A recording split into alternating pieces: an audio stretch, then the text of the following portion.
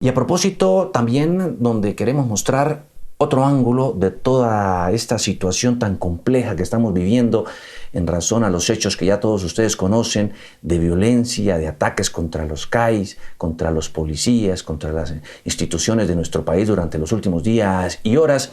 En las últimas horas también se ha conocido un informe de inteligencia por parte del gobierno nacional que daría cuenta de la infiltración de algunos vándalos, grupos violentos que estarían allí hostigando y aprovechando el río revuelto para hacer de las suyas, emprenderla contra los CAI y CIA y, por supuesto, resquebrajar la institucionalidad. Vamos a hablar de eso con el comisionado de paz, Miguel Ceballos, a quien me complace mucho saludar a esta hora de la mañana y tenerlo madrugando aquí en la primera emisión. Comisionado, qué gusto, un abrazo, buenos días. Juan Diego, un gusto saludarlo a usted, a todos los televidentes de Caracol Televisión, a todos los colombianos. Preocupante este informe que ha conocido Noticias Caracol y que ustedes, por supuesto, lo han revelado sobre la presencia de estos grupos violentos que están cambiando de estrategia. ¿Qué muestra el informe de inteligencia? Juan Diego, desde hace ya varios meses, la inteligencia colombiana viene adelantando una serie de investigaciones, muchas de las cuales ya están en poder de la Fiscalía y de los jueces de la República, resultado de las cuales vemos una presencia muy fuerte del ELN y también de las llamadas disidencias de las FARC detrás de todas estas manifestaciones violentas y toda esta destrucción que se ha generado sobre los CAIs. Hay que recordar que los CAIs fueron creados, Juan Diego, en 1987, hace 33 años, y estas infraestructuras han ayudado a garantizar la seguridad y la tranquilidad de los barrios en Colombia.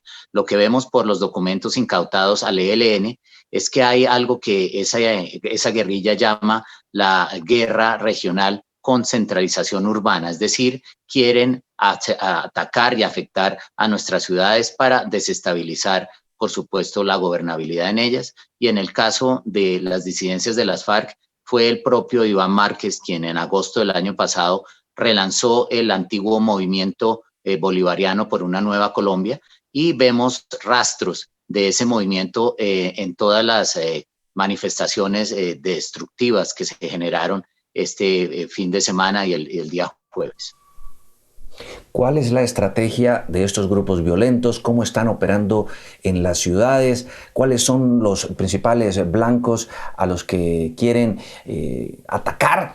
Vamos a hablar de eso en unos minutos, señor comisionado. Permítame, antes que eso, que podamos ver un informe relacionado también con una serie de demandas que hay contra el uso de las armas Taser por parte de la policía en nuestro país y que está en este momento en veremos, a la expectativa también de que se resuelva en el Consejo de Estado un par de acciones legales que se han adelantado para entrar a analizar con usted este y estos otros temas de este informe de inteligencia. Veámoslo.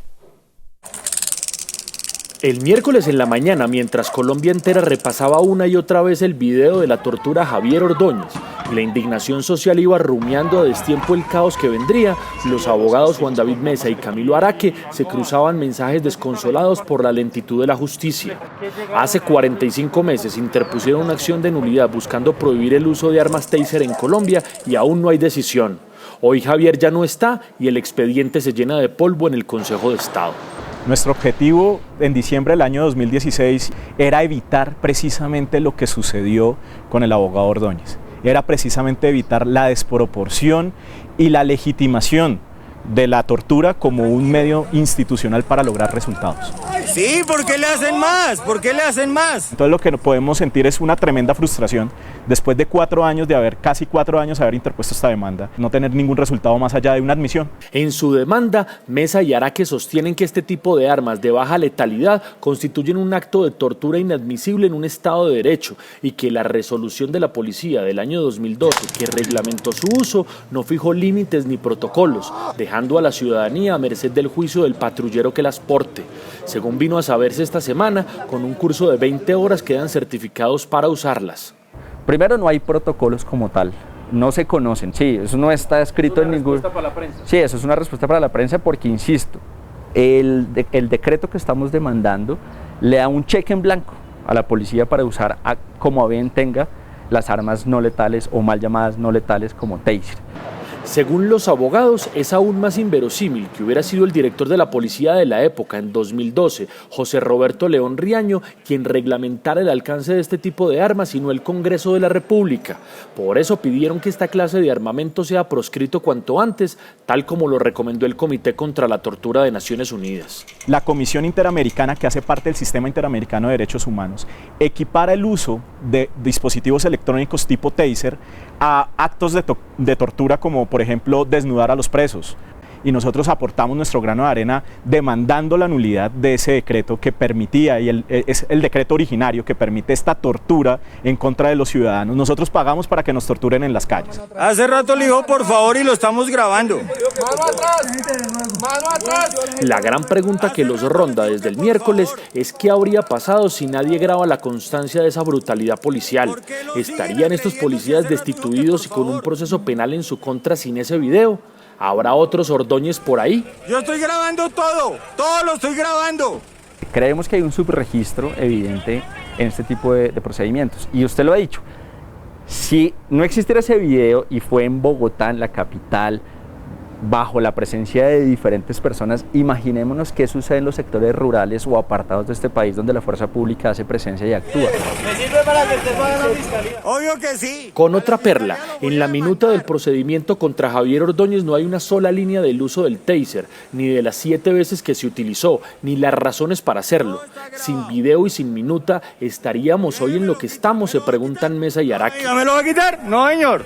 Usted a mí no me puede creer. Este video con mayores detalles revela una ejecución extrajudicial aplicada con sevicia por la policía. Lo dice apesadumbrado y con todas sus letras Israel Hernández, padre de Israel, un joven grafitero de 18 años que falleció hace 7 años en Miami tras recibir en el pecho una descarga eléctrica de una pistola taser usada por miembros de la policía. Así se lee en este documento forense en poder de Noticias Caracol. A pesar de las evidencias, la Fiscalía en Estados Unidos no presentó cargos contra el oficial implicado. Es un caso calcado, parecido al nuestro.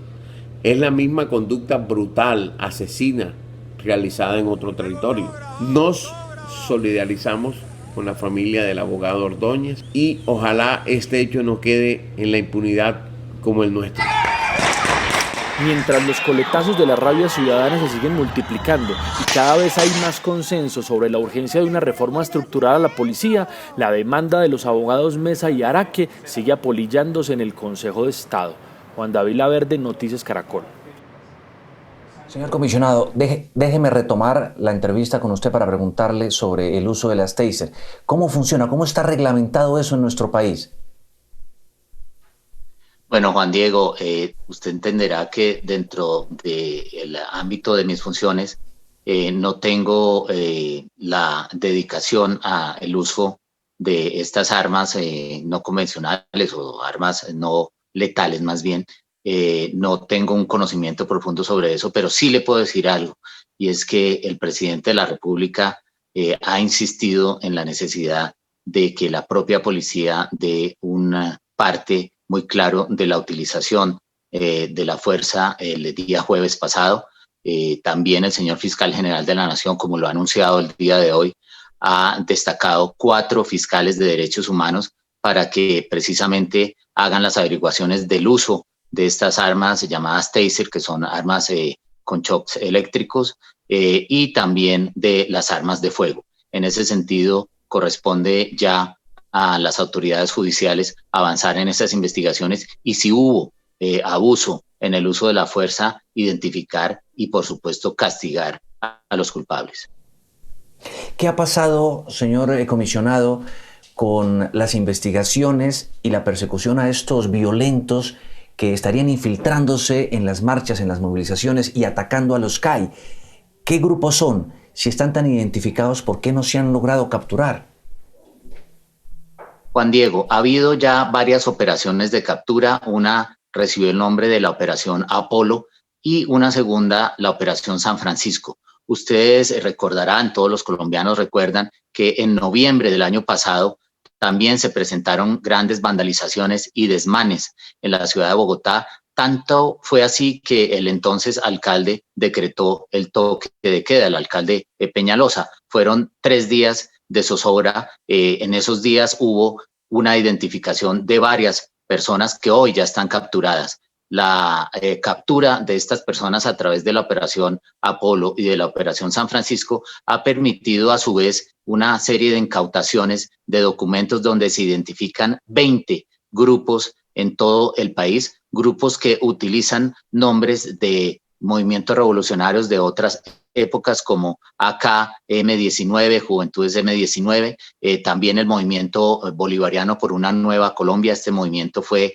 relanzado por el propio Iván Márquez cuando traicionó el proceso y se fue de nuevo a las armas. Y hay una serie de grupos en Bogotá, especialmente que orientan al odio y a la destrucción de la infraestructura policial. Utilizan la sigla ACAP. ACAP en inglés quiere decir algo pues muy ofensivo, y es que todos los policías son bastardos.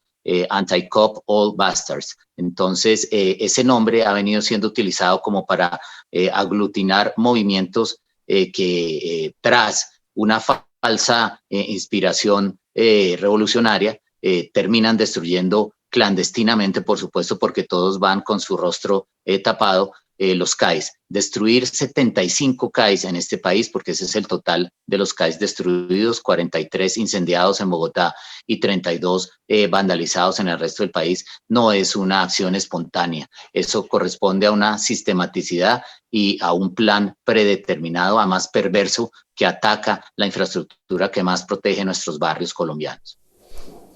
¿Cuántos grupos de estos violentos han identificado ustedes? Y además, ¿por qué dicen que es sistemático esto? Bueno, se han identificado ya 20 grupos.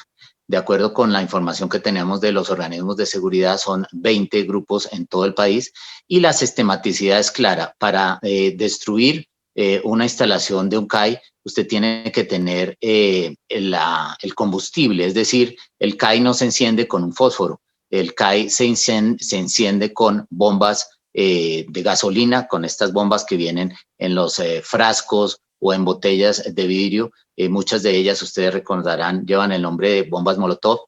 Esas bombas son incendiarias, no se fabrican en 5 minutos, tiene que tener un procedimiento de fabricación. También la destrucción de los CAIs por un grupo de personas bastante experimentadas, tanto que terminan amedrentando a ciudadanos de bien. Ustedes recordarán que así como hay preocupación e indignación, también hay solidaridad con la policía. Hubo varios CAIs en Bogotá que fueron rodeados por los vecinos en una cadena humana para protegerlos, y con todo y eso, estas personas llegan a atacar a los vecinos y después llegan al CAI y lo destruyen. Eso no es espontáneo. Eso quiere decir que hay un entrenamiento previo, son personas supremamente orientadas a un objetivo. Eso no lo hace un espontáneo destruir 75 CAIs en una misma noche, en pocas horas. Eso, por supuesto, tuvo que ser organizado, planeado, además por personas que quieren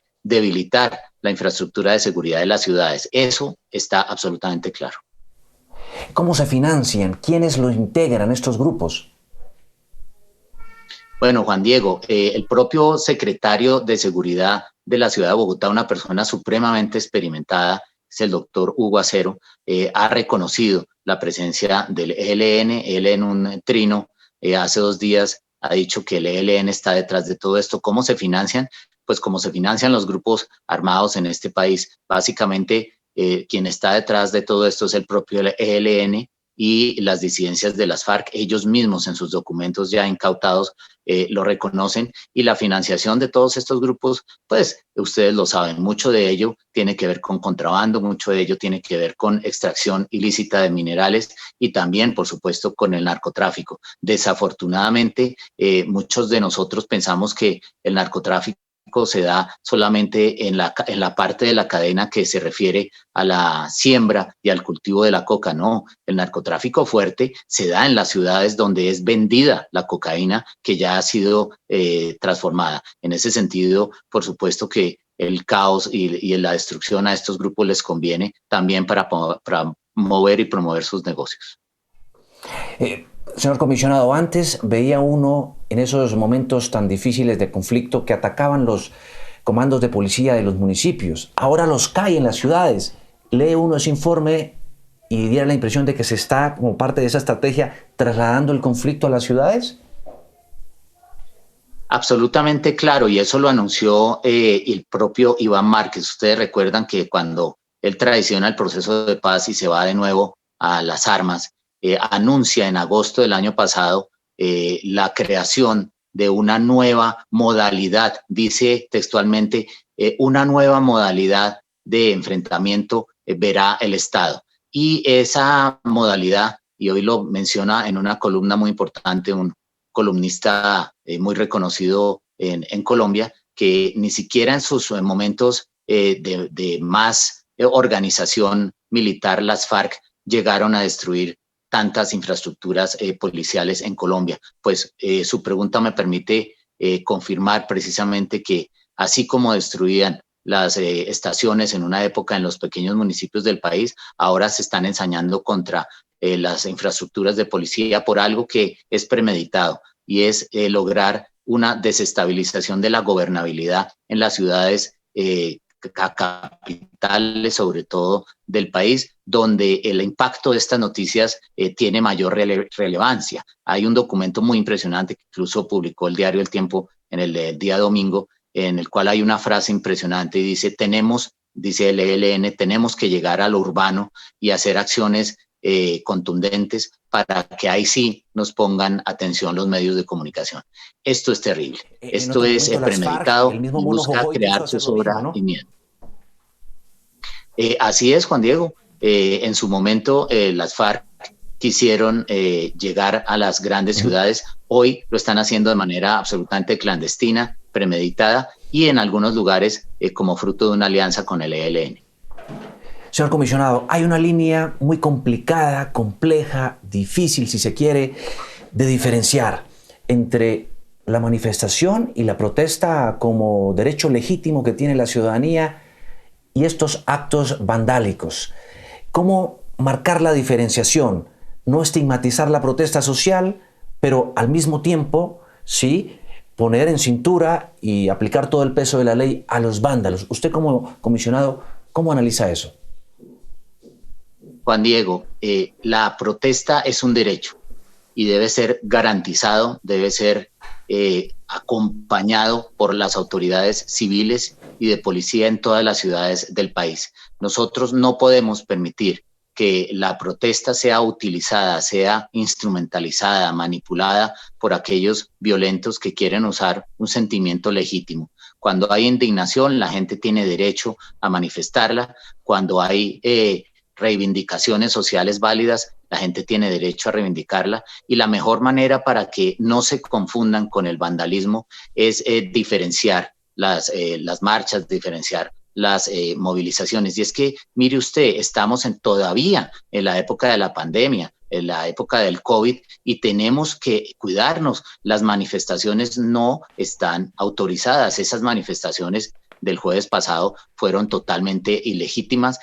¿Por qué deben ser anunciadas las manifestaciones previamente autorizadas por los señores alcaldes y las señoras alcaldesas de todo el país? Precisamente para diferenciar a los violentos de aquellos que marchan ordenadamente. Usted se ha dado cuenta, y en eso hay que valorar el trabajo de la alcaldía de Bogotá, que en su momento, cuando una manifestación es autorizada, la gente va organizada, va por una línea, va acompañada de la fuerza pública para proteger a los manifestantes y diferenciarlos de aquellos vándalos. Lo que pasa es que el jueves pasado no eran manifestaciones autorizadas, fueron totalmente vándalos y totalmente grupos que querían desestabilizar la ciudad y salieron en plena pandemia a poner en riesgo la vida de los colombianos. No lo puedo dejar ir, señor comisionado, sin preguntarle sobre un hecho que para algunos podría ser insignificante, pero que tiene una connotación política de fondo muy importante. El acto de reconciliación ayer en la Plaza de Bolívar para pedirle perdón a los familiares de las víctimas fatales y los heridos de todos estos desmanes. Una silla vacía.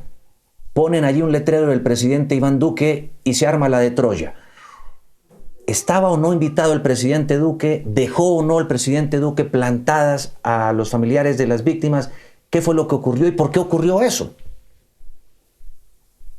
Juan Diego, el sábado, el día anterior a este encuentro de reconciliación convocado por la señora alcaldesa, el señor presidente de la República me solicitó que lo representara a él en este acto ecuménico que iba a ser el día después, o sea, el domingo, junto con Nancy Patricia Gutiérrez, exministra del Interior y actual consejera de Derechos Humanos. Nosotros dijimos al presidente, lo representaremos. La razón clara es que el presidente ya había hablado, como él mismo lo indicó anoche en otro medio de comunicación, con los familiares de las personas que habían resultado afectadas o heridas o desafortunadamente que perdieron. Él había hablado en privado, había pedido que la policía pidiera perdón públicamente y había avanzado en actos concretos de acompañamiento a las familias. Y además, este domingo, el anuncio de ese acto ecuménico y de reconciliación que se había hecho apenas el día viernes. Por supuesto, la agenda de un presidente, pues, es compleja, él no podía asistir, pero me pidió a mí que hablara con la alcaldesa. Yo la llamé el sábado por la noche. Desafortunadamente ella estaba pues muy ocupada en todos estos temas que son tan complejos, pero pude hablar con Luis Ernesto Gómez, quien es el secretario de gobierno, y le anuncié que el presidente no asistiría.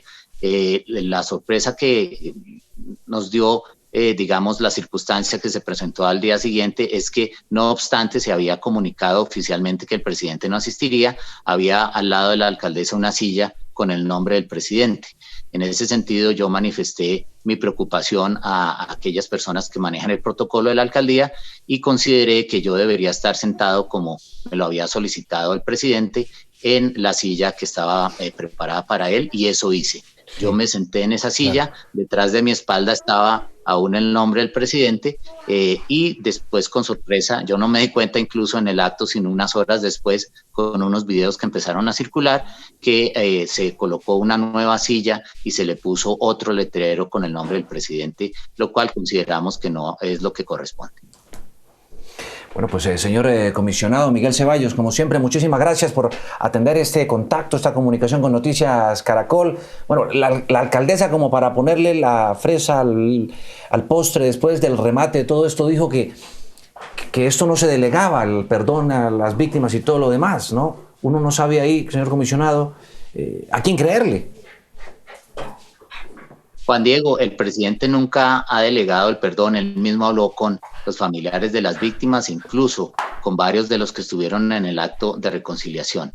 El presidente tiene una dignidad como presidente de todos los colombianos, y en esa dignidad él consideró que debería hacer esos actos de reconciliación y de perdón frente a los familiares uno por uno, y por supuesto respeta el acto de reconciliación, que además fue convocado, y yo lo quiero decir con muy buena intención por parte de la alcaldía. Desafortunadamente, estas cosas de protocolo a veces envían símbolos equívocos, y yo creo que eso es lo que debemos superar. Debemos recuperar la reconciliación, debemos recuperar el espíritu de unión y superar estos eventos que a veces son tan incómodos.